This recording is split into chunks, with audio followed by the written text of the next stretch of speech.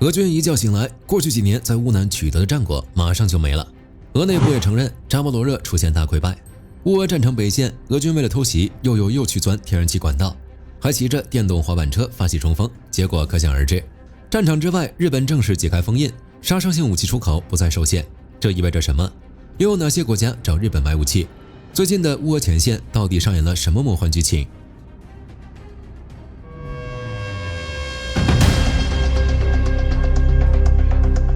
俄罗斯官方战报向来都是稳步推进，一切尽在掌握。但这一次，这层窗户纸被俄罗斯自己人给捅破了。俄罗斯内部最知名的亲俄军事博主于夫公开承认，俄军在扎波罗热被打得找不着北，防线已经全线溃退。在斯捷普诺格尔斯克与帕夫利夫卡方向，乌军正在踩着油门往俄军控制区深处推进。于夫甚至坦言，俄罗斯武装部队在过去几年里付出巨大困难和沉重人员伤亡才打下来的领土，现在几乎已经全部丢光了。这次自爆把莫斯科之前否认南部遭遇重大挫折的说辞按在地上摩擦，这也印证了自3月份以来，乌军在南部战线的反攻确实取得了极其亮眼的战果。至于俄军为什么会败得这么惨，于夫也给出了答案。失败的原因在于俄罗斯在无人机领域落后，因为指挥部缺乏无人机优势，面对乌军的 FPV 无人机加火炮的协同打击，俄军的防空系统和电子战设备形同虚设，根本保护不了前线部队。不过把整个战线的溃退全扣在无人机落后的头上，火力军只能说，这老哥还真是会甩锅。无人机劣势确实是致命伤，但任何一场大溃退原因都是全方位的。俄军丢掉的不光是无人机阵地，在战场态势感知、现代战术协同以及基层部队的战斗士气和后勤保障方面早就全面落后了。反观乌军，不仅战术灵活，还趁机投入了增援部队，用局部兵力和火力优势粉碎俄军僵化的近海防御。对于俄军来说，这次扎波罗热大溃败可不是丢掉几个村子就完了，战场那是牵一发而动全身。扎波罗热防线漏了这么大一个窟窿，怎么办？只能去其他战线抽调预备队南下救火，比如从东部的顿涅茨克或者北部的库尔斯克调人。这一来二去，俄军原本计划好的攻势直接被打乱，战场主动权再次发生倾斜。俄军现在的压力可以说是拉满了。就火力军来说，这次内部曝光的败退撕下了俄军战术体系的遮羞布。乌军靠着无人机群加精确火炮的战术，在局部战线逆转局势。至于俄罗斯那边，连于夫这种死忠粉都顶不住了，开始唱衰，说明前线的真实情况恐怕比报道的还要惨烈。类似的问题绝对不止扎波罗热这一个地方，比如苏梅、库皮扬斯克。苏梅方向，俄军为了偷袭渗透乌军防线，又去钻天然气管道了。乌克兰第71空降旅通报，他们挫败了一支俄军的渗透小分队，这群人就是顺着乌伦戈伊、波马里、乌日格罗德天然气管道爬过来的。钻管子搞偷袭这件事，俄军已经玩了很多次，没用了。只是俄罗斯指挥官似乎没意识到这个问题，依旧用这种战术来送人头。除了钻管子，俄军还在地面上搞起了新概念冲锋，直接骑着摩托车和电动滑板车就冲上来了。这是把战场当成极限运动公园，结果不用想也知道，在乌军无人机的上帝视角下，这些滑板车小分队就是移动的火把子。乌军一顿密集的炮火覆盖砸下去，当场击毙35人，重伤17人，渗透行动直接宣告破产。另外，最近有媒体炒作说俄军正在从北部和东部半包围苏梅市，乌克兰官方和军方立马出来反驳，纯属无稽之谈。真实情况是，俄军虽然在北部边境一直瞎折腾，但仅仅是占领了几个贴邻边境的小村庄，比如赫拉伯夫斯克和米罗皮尔斯克，推进深度也就可怜的3到4公里，距离苏梅市还差着35公里。这35公里中间全都是乌军的坚固防线。乌克兰库尔斯克作战组也确认，局势稳得很，俄军所有的渗透尝试都被提前发现并按死在了地上，连个战术层面的小突破都没有。想包围苏梅市，做梦！再把视线转到库皮扬斯克方向，俄军在这边继续猛攻，但战线一动不动。有意思的是，随着春天到了，树叶长出来，掩护变多，俄军在这边也开始使用摩托车进行突击，同时加大了对乌军后勤的打击力度。乌军也没闲着，在博罗瓦方向还往前反推了一波。红军村方向也是一样的情况，俄军一顿操作猛如虎，一看战绩0-5。乌军第7快速反应军团放出视频，直接把试图在赫里西内集结的俄军一顿碰揍。俄军想穿过开阔地带站稳脚跟，结果完全被乌军彻底击碎，根本推不动。最后则是南线，这才是乌军的主场。在胡里埃波列方向，乌军正顺着 T0401公路一路扫荡，俄军吓得把主力全撤到了市区东面，只在城西留了点零星部队等炮灰。现在乌军不仅零散部队已经攻入城内，北面的乌军第19军团也在步步紧逼，眼看着一个结结实实的前线攻势就要合拢了，留给城内俄军的时间已经进入倒计时。至于同为南部的赫尔松，俄军在第聂伯河左岸的防线出现了一个奇葩现象，他们的防空火力由导弹降级成了无人机。原因很简单，防空导弹不够用。俄罗斯现在的防空系统已经捉襟见肘，只能把仅剩的宝贵防空设备调回后方去保护电油厂、军工厂这些更高价值的目标。至于前线阵地，那就自求多福吧。趁着俄军前线防空裸奔，乌军从2025年开始就一直在持续加大对这里的反攻力度。总的来说，现在的乌俄前线，俄军打的是越来越魔幻了。进攻靠钻天然气管道，冲锋靠电动滑板车，防空火力还得东拼西凑。就这后勤和战术水平，还天天做梦要包围苏美士。火力军估计，乌军无人机操作员在屏幕里看到俄军骑着滑板车冲锋的时候，都得愣上2秒，以为自己在玩什么搞笑游戏。另一边，亚洲也传来劲爆消息，自负双手快80年，日本终于决定解开封印了，已正式宣布杀伤性武器出口全面解禁。很多人觉得日本这是要搞事情，但站在美日同盟与印太战略的视角来看，高市早苗政府这波操作直接改变了日本的定位，从小弟摇身一变成为超级合伙人。4月21日，日本内阁会议干了一件颠覆历史的大事，正式修改了防卫装备转移3原则。简单来说，以前日本被和平宪法限制，只能卖点头盔、防弹衣等非战斗装备，现在封印解除，成品武器、杀伤性武器统统能卖，只要符合特定条件，甚至连正处于冲突中的国家也能卖。为了提高效率，审批流程直接开绿灯，只需要首相、内阁官方长官、外务大臣和防卫大臣这4位大臣在办公室里点个头，事后给国会通报一声就行了，主打一个兵贵神速。虽然日本国内有一部分老百姓还在抗议，觉得这破坏了和平国家的招牌，这步棋的效果如何还有待时间检验。不过从军事角度考虑，武器出口解禁无论是对日本还是对美国都是一个好消息。大家都知道，美国现在是多线作战，既要给乌克兰武器，又要盯着中东，地主家的余粮也不够了，军工厂连轴转，弹药库存还是严重告急。这时候日本就能站出来。解禁之后，日本不仅能把授权生产的爱国者导弹直接反向卖给美国补库存，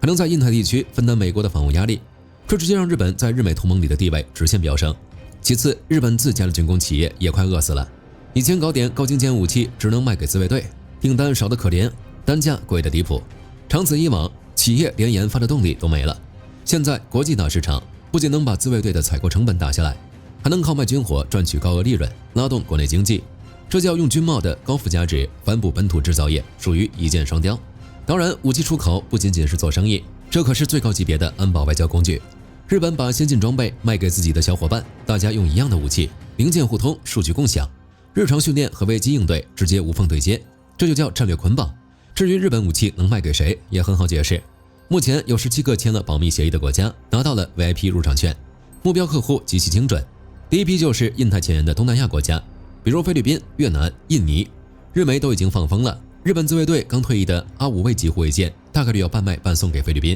还有印太战略的搭档，也就是澳大利亚和印度，日本已经跟澳大利亚签订了卖先进军舰的协议，这是战后首次出口致命性装备。剩下的就是美国，用来填补武器库，还有欧洲那边出口未来的6代隐身战机 GCAP， 以及不差钱急需高端雷达和防空系统的中东土豪。火力军估计现在的日美同盟已经是默契度爆表了，一个出钱出图纸，一个开足马力当兵工厂，威慑拉满，以应对俄罗斯的威胁。不过就火力军来说，其实不用太操心俄罗斯，毕竟普京现在的事情够多了。因为乌俄战争，普京的支持率持续下跌，克宫御用水军连夜加班，疯狂洗地，为了挽尊，甚至把拜登和马克龙拉出来比。另一边，俄罗斯的经济底库也被美欧情报机构扒了个精光，越打越富不可能，俄通胀率造假，狂瞒300亿美元赤字，甚至还要靠高油价强行续命。真实的俄罗斯到底被掩盖了什么？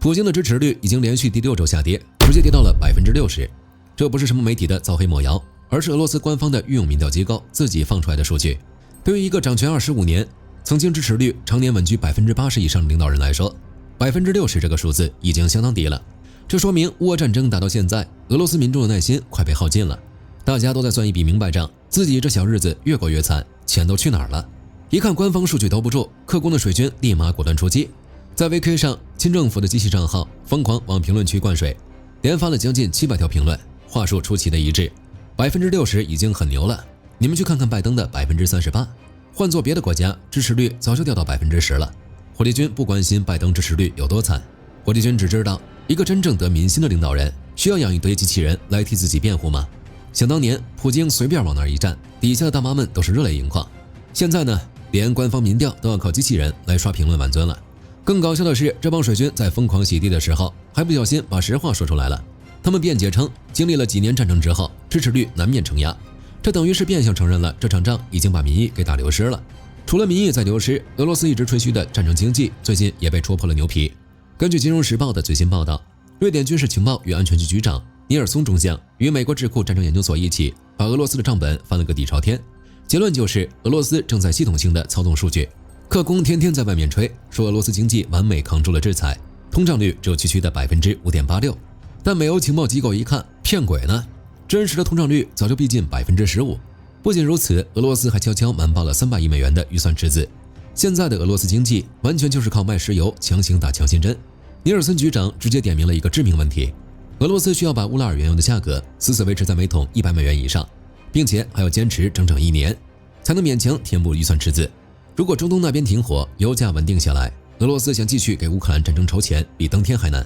还有更扯的，俄罗斯现在是拼了老命的在搞国防工业，牺牲了民用经济。但搞笑的是，除了无人机行业，俄罗斯其他的军工部门居然全在亏损，不仅内部腐败严重，还得靠国营银行的贷款来强行输血。前线疯狂掉铁疙瘩，后方疯狂烧钱填坑，这种完全不可持续的增长模式，正在把俄罗斯的经济一步步拖入深渊。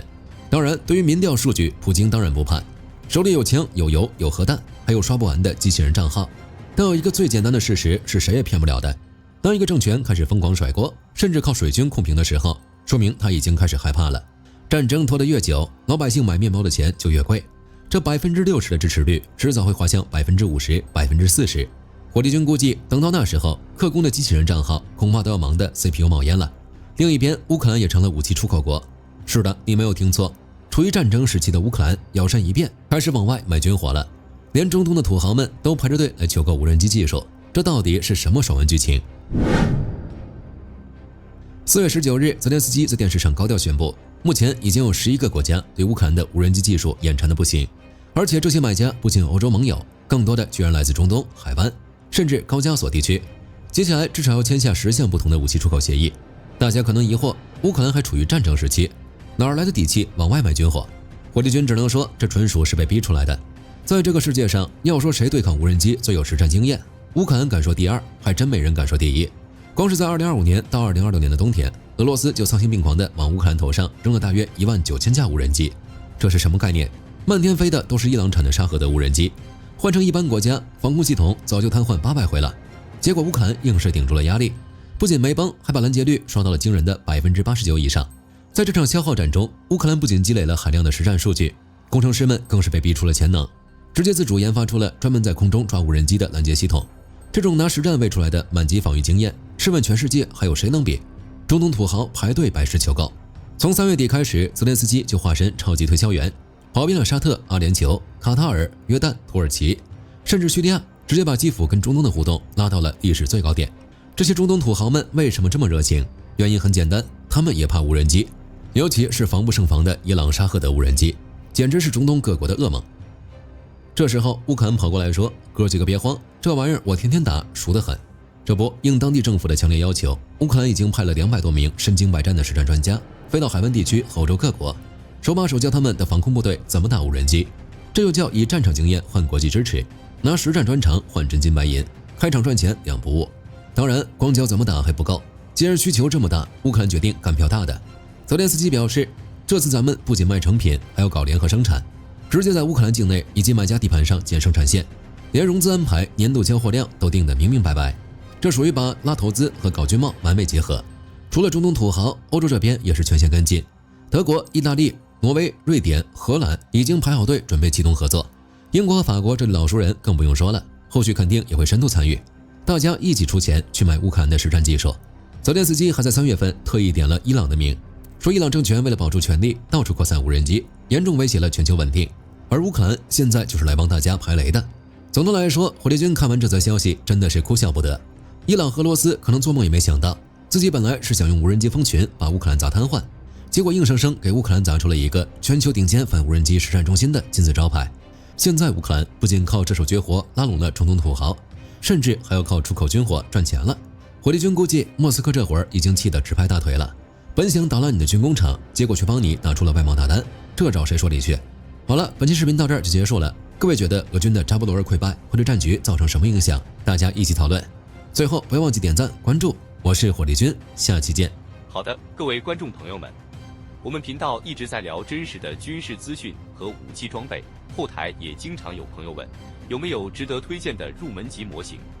今天就和大家分享一款近期接触到的产品。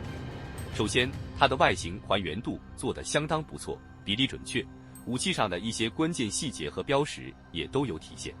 材质也说得过去，拿在手上有不错的分量感。其次，它具备一定的可动性，对于理解基础操作原理有一定帮助，让它不仅是个静态摆件。综合它的做工和可玩性来看，价格确实比较亲民。对于想入门模型收藏，或者单纯想在桌上贴一个摆件的朋友来说，是一个性价比很高的选择。商品链接已经给你们上了，感兴趣的朋友可以自行了解。